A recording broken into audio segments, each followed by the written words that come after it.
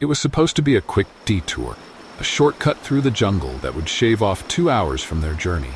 But as the darkness settled in and the road ahead turned into a winding path of shadows and eerie silence, they began to realize that some shortcuts come with a cost, one they might not live to tell about.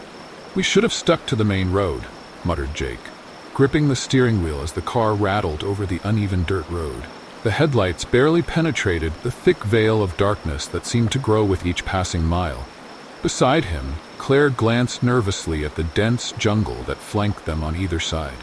The trees were ancient, their gnarled roots breaking through the ground like skeletal hands, reaching out toward the road. The moon was obscured by heavy clouds, casting the night in near total darkness. "Relax, Jake. It's just a shortcut. We'll be back on the main road in no time." Claire tried to reassure him, though her voice betrayed her own unease. Jake nodded, trying to focus on the narrow road ahead. The GPS had suggested this route, but now it seemed like a mistake. The jungle was too dense, too quiet. Even the sounds of nocturnal animals were absent, replaced by an oppressive silence that made the hair on the back of his neck stand on end. As they continued deeper into the wilderness, the silence was broken only by the occasional crunch of gravel under their tires. Time seemed to stretch, each minute feeling like an eternity. They hadn't seen another vehicle for miles. Jake checked his phone. No signal. "I think we're lost," he admitted finally, his voice barely a whisper. Claire's eyes darted to the GPS screen. The blue dot that represented their car flickered erratically on the map before disappearing altogether. "Great," she muttered, her heart beginning to race. "Just keep driving. We'll find our way out." Jake pressed his foot harder on the gas, hoping to escape the feeling of being trapped in a living nightmare. But as the car rounded a bend, something caught his eye, something that made his blood run cold. Standing in the middle of the road was a figure, tall and unnaturally still. Jake slammed on the brakes, the tires screeching in protest as the car skidded to a stop just a few feet away from the figure. "Did you see that?" Claire gasped, her eyes wide with fear. "Yeah, I see it," Jake replied, his voice barely audible. The figure stood motionless, cloaked in shadow. It was dressed in tattered clothing, but something was horribly wrong. Where its head should have been, there was nothing, just a jagged stump where the neck ended, as if the head had been violently severed. "What the hell?" Jake whispered, his grip on the steering wheel tightening as he fought the urge to turn the car around and flee. But before he could react, the figure began to move, slowly at first, then with unnatural speed, charged toward the car, its headless form gliding over the ground with an eerie grace. "Go, Jake! Go!" Claire screamed, snapping him out of his trance. Jake slammed his foot on the accelerator, and the car lurched forward, narrowly avoiding the headless figure as it swiped at the vehicle, outstretched arm. Tires squealed as they sped down the road, jungle closing in around them. "What was that?" Claire cried, her voice trembling. "I don't know, but we need to get out of here. Now." Jake's heart pounded in his chest as he glanced in the rearview mirror, half expecting to see the figure pursuing them. But the road behind them was empty, swallowed by the darkness. He exhaled, trying to steady his nerves, but the relief was short-lived. The car barreled down the road, the oppressive darkness pressing in from all sides. Every shadow seemed to move, every rustle of leaves made Claire jump in her seat. Jake's hands were white-knuckled on the steering wheel as he tried to navigate the twisting narrow path. "We need to find a way out of here," Claire said, her voice tight with panic. I know, Jake muttered, glancing at the GPS again. The screen remained blank. Then, without warning, the car jolted violently, and the sound of metal scraping against rock echoed through the jungle. "What was that?" Claire asked, her voice tinged with dread.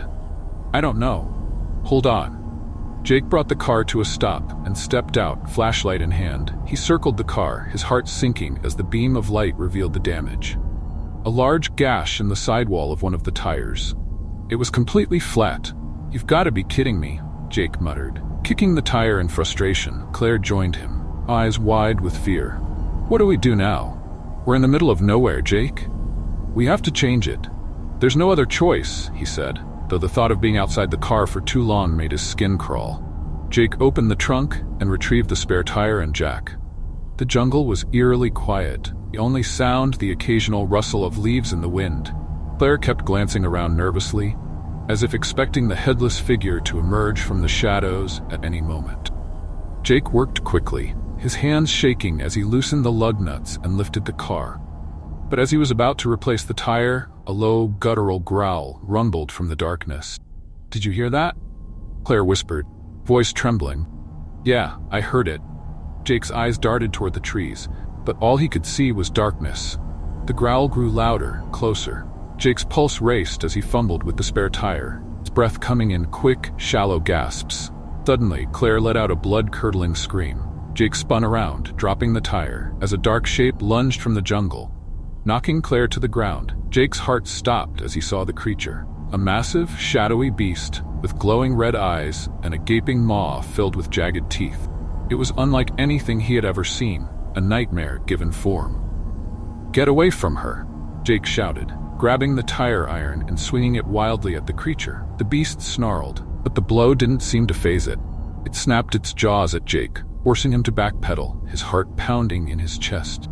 "Claire, get in the car," it shouted, desperately trying to keep the creature at bay. Claire scrambled to her feet, blood streaming from a deep gash on her arm. She stumbled toward the car, yanking the door open and throwing herself inside.